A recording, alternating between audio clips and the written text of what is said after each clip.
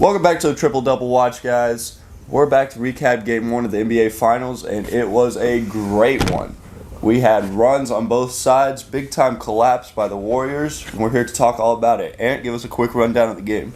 Yeah, this is a very back-and-forth game. Defensively, both teams were not at their best, especially the Celtics in the first quarter. Steph Curry, I believe, had 7 threes. Was that on a night? I think he had at least 5 in the first quarter. The pick and roll for the Warriors was working to perfection. Steph was getting open shots. So, the defense for the Celtics just started out cold. And then there was a clip of Marcus Smart in the huddle that was pretty cool to listen to, talking about the difference in playing the Heat versus the Warriors, and how on a pick and roll they would fall back first against the Heat because they weren't as good as shooters, and then they would come up, and how now they have to come up and then fall back. So it's kind of interesting, but the Celtics actually led at halftime by 2. They made a good run in the second quarter, and then third quarter Warriors came out and went on an insane run.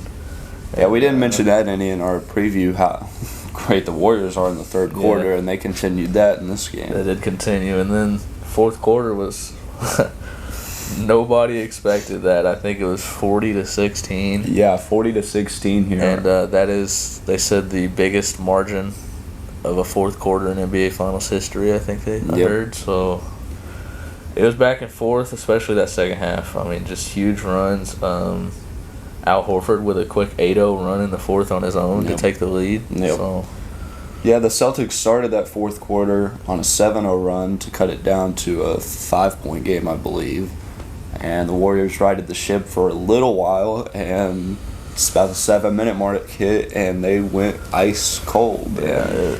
Could not hit a shot, sloppy turnovers, a few, and the Celtics got rolling. You know, there was a specific turnover that I remember, and I'm sure people that watch probably remember. I think it was Iguodala. He got up in the air and just threw it up, and it was just like, why? Yeah. Like, it was huge momentum swing. The Celtics were on a little run, and he just, I don't remember exactly what happened, but I remember him just getting up in the air and just throwing it way up. And I was like, that's just not smart, especially from somebody like him. So, but it was cool to see him and Otto Porter in the rotations. Yeah, so they were both healthy. I believe Gary Payton was potentially available to play. He was on the active roster, but he didn't even play when they put Toscano Anderson and some other guys in, so I'm assuming they were just trying to give him another day or two. We'll see if he cracks the rotation coming Game 2. And the Celtics rotation, we, in our preview, talked about Game 2 of the regular season matchup. It was pretty close to that. We had Tatum with 41, Horford with 32, Williams with 24, Brown with 38, Smart with about 30. White played a huge 32 minutes. And White with a plus 25 plus minus. Shout out Boys and Quentin. Oh my. Specifically Boys. Derek White Finals MVP. Plus 25. He played 32 minutes. He could play 40 next game. And then you had Grant Williams, who just was very quiet, 16. But Peyton Pritchard, we did not predict having this big of minutes. He played huge minutes. And he played big fourth quarter minutes. They kept Smart out a while in the middle of that fourth quarter. He had the fourth highest plus minus on the team as well. So. And then Tice had about 6. And the scrub lineup got the last minute. So Peyton Pritchard had 6 rebounds in 16 minutes. Like, Derek White with 21 points. So shooting 6 of 11. I want to talk about that first half a bit because the Warriors came out super hot and Celtics righted the ship. But as you talked about with Smart, that early that first half, Curry was just coming off of one screen, off ball or on ball, and wide open. Then it didn't seem like they knew what they wanted to do at first. You would think that might run back to the lesser time of between their last game. Yeah, they didn't have as much time to prepare as the Warriors did, because the Warriors, if you guys recall, were probably preparing for the Celtics. I mean, Draymond said they were going to play them.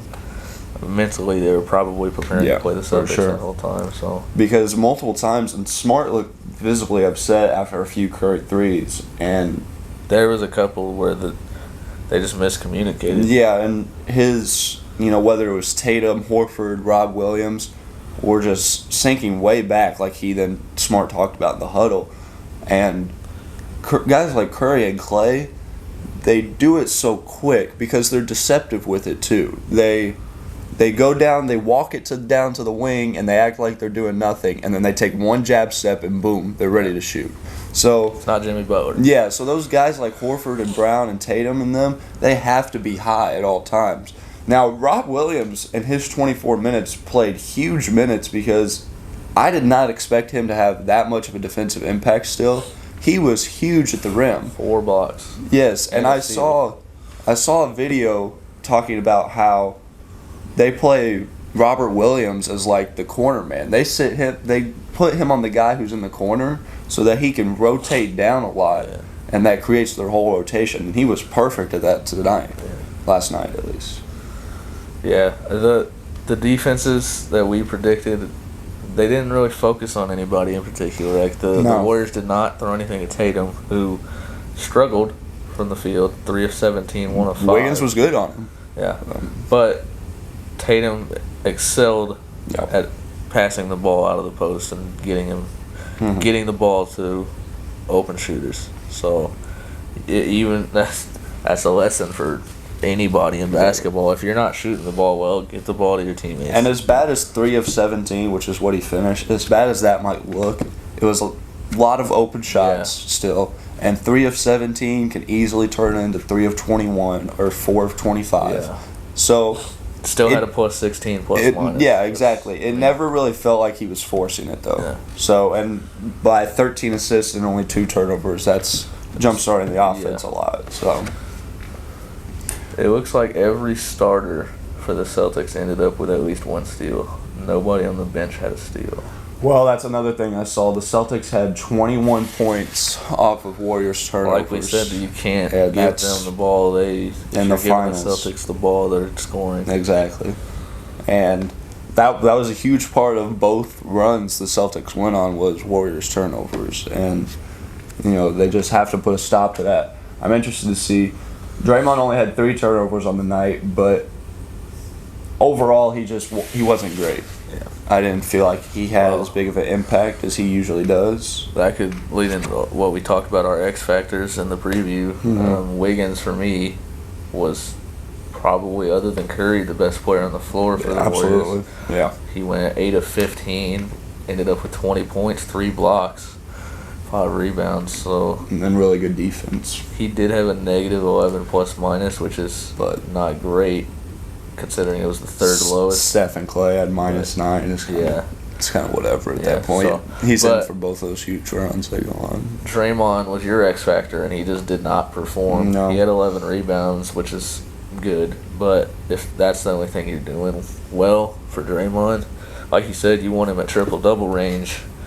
He only had 4 points, 5 assists. Yeah, and, he can go games with 5 assists. That's fine. They have a lot of playmakers on this team from other years. Clay's become a little bit more of a playmaker. Wiggins can handle it. Jordan Poole, when he comes in, is basically a combo guard.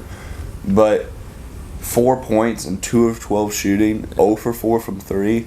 I mean, I said in the preview he has to get the crowd going. He's got to hit a 3 and also to go 0 for 4. 0 of 3 from free throw, and if I recall, there was 2 of those were fourth quarter when that run was happening. So, but my X factor was Wiggins, and it's still gonna be. But I think a thing to look forward to going forward is just the bench of the Warriors overall. Yeah, I mean, Jordan Poole did not perform great. Otto Porter was okay, but had a negative 18 plus minus when he was in. Jordan Poole had a negative 19. Yeah, Iguodala was pretty solid. Just he had that turnover, and I need to go find it. It didn't look good.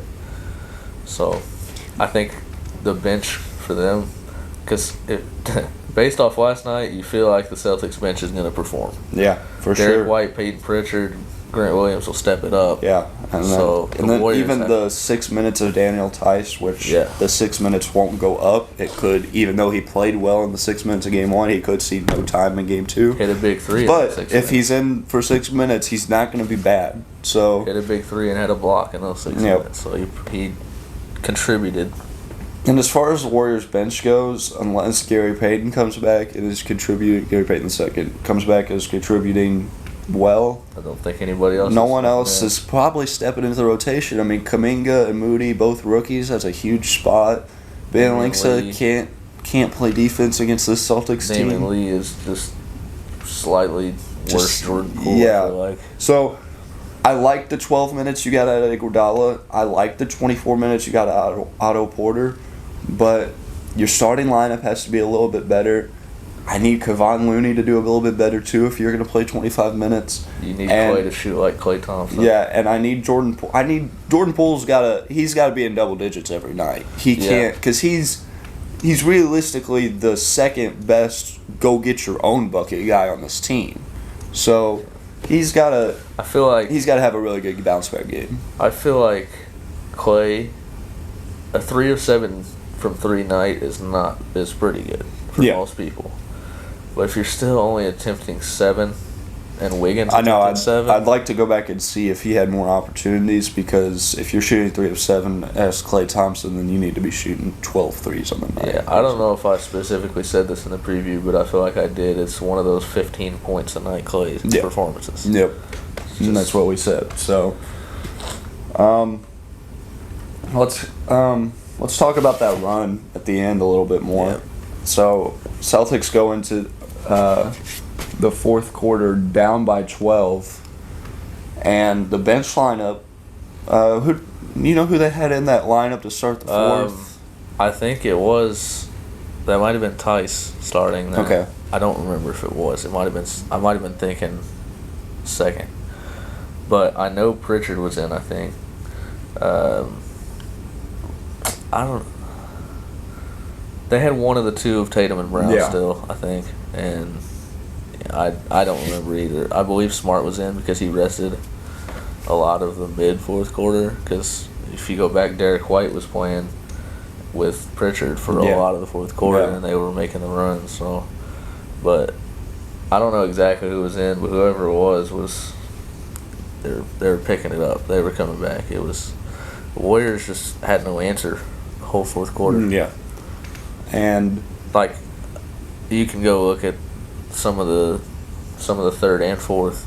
The Warriors would make a run or make a couple of threes, but then the Celtics had an answer every time. Yeah. That was what kept them in it.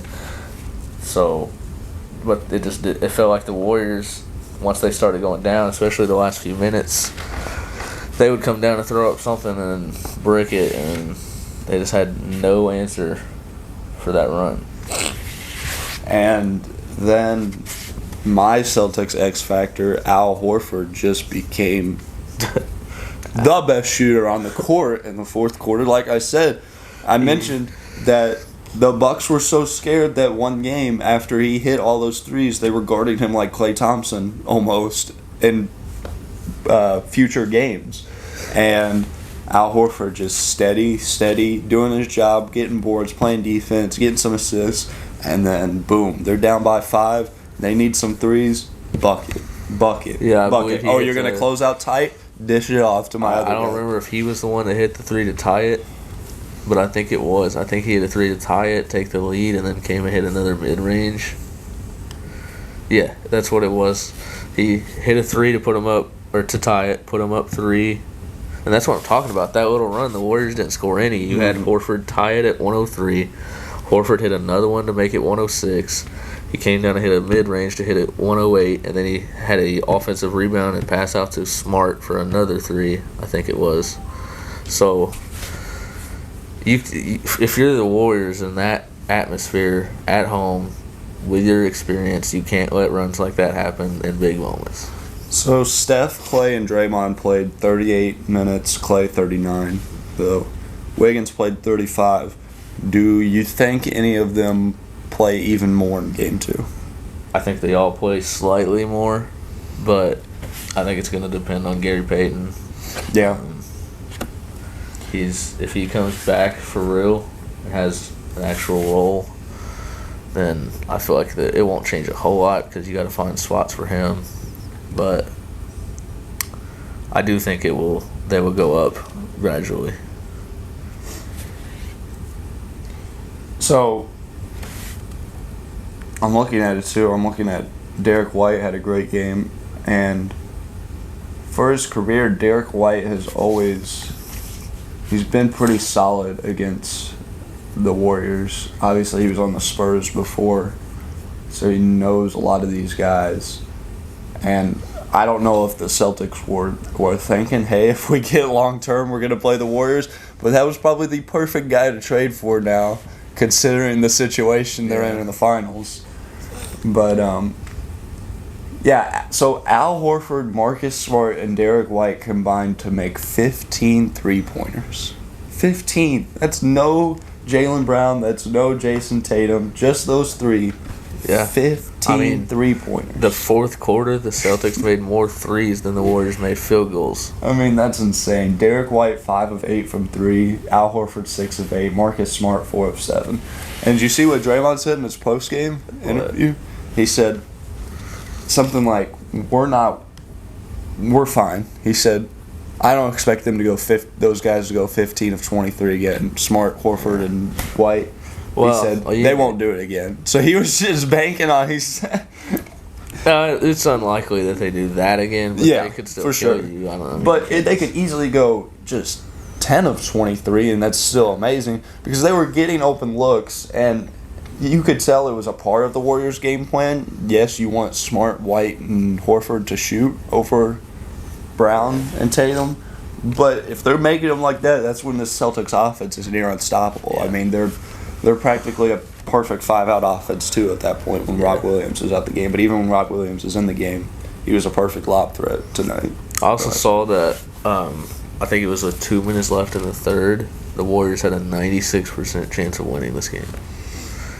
You just can't. You cannot. And then Clay and them in their post-game sounded like they just lost the finals is what it sounded like. And like, you see that a lot. Just an awful win. Awful loss. Eerily feels like the 2018 finals, the J.R. Smith, not knowing the clock, the Cavs lose game 1, and it's like you're facing a juggernaut. You're back against the wall now. You could have been up 1-0, and then you go on, and I think they got swept that year. So I don't think the Warriors are going to get swept here by any means, but game 1 is huge. I mean, that you played your best game for almost 3.5 quarters. You were rolling at times, and then boom, you didn't even have a chance. They didn't even have a chance late to make it a game. Then. Like, going off of our predictions, we both said it was going to be high energy. Mm-hmm. That energy was there. And then it just was zapped out because... And you could feel it in the building, too. I mean, just watching it, though, that building just...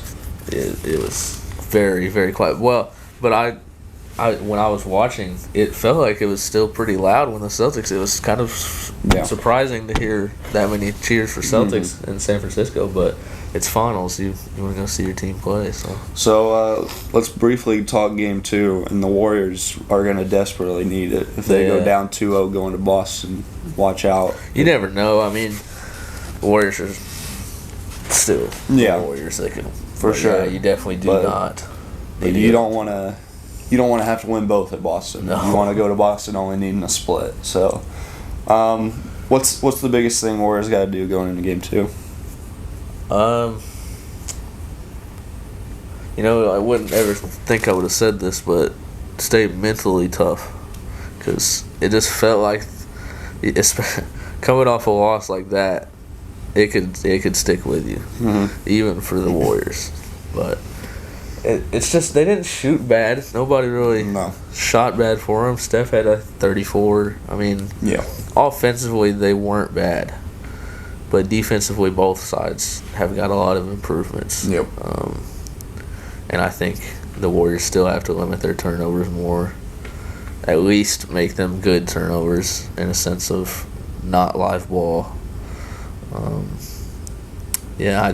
I just think both sides defensively have got to step it up. Which it wasn't like an insanely high-score game, but when you see these two teams playing each other, you don't expect especially it to be, in the NBA Finals when you're completely locked in on every you don't possession. expect people like, I mean, even Steph Curry, the greatest shooter, you don't expect that first quarter performance from him with Marcus Smart on him. But we did say Steph loves facing Marcus Smart, it seems like, historically. So. I know. Yeah, so I think I'm looking for three big things. Obviously, I need the Draymond bounce back game. Yeah. I need a X-factor. 3-pointer still. I need you to hit the free throws. I just need you to be better overall.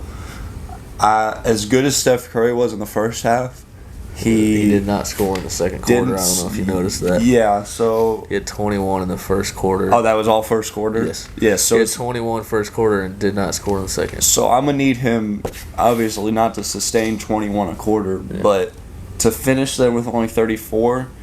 It wasn't it wasn't like he was missing shots then. I just need him to keep taking shots. If he's getting open, he's got to keep taking shots. I think part of that was what I mentioned, Marcus Smart and the Celtics overall talking it out and figuring out how to guard him better.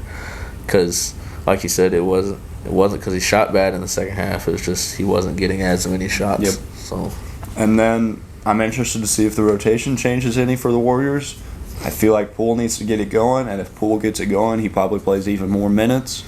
But they're going to need a big spark from him.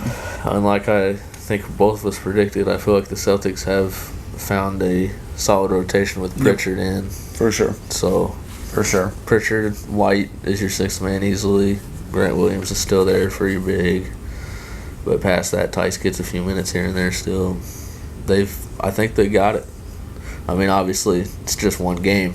Yep. But the way they played, they know what they're doing. They know their game plan for sure. It was, I think, at halftime, it was Stephen A. or somebody, may have been Jalen Rose, but they were like, this is still a feeling out process.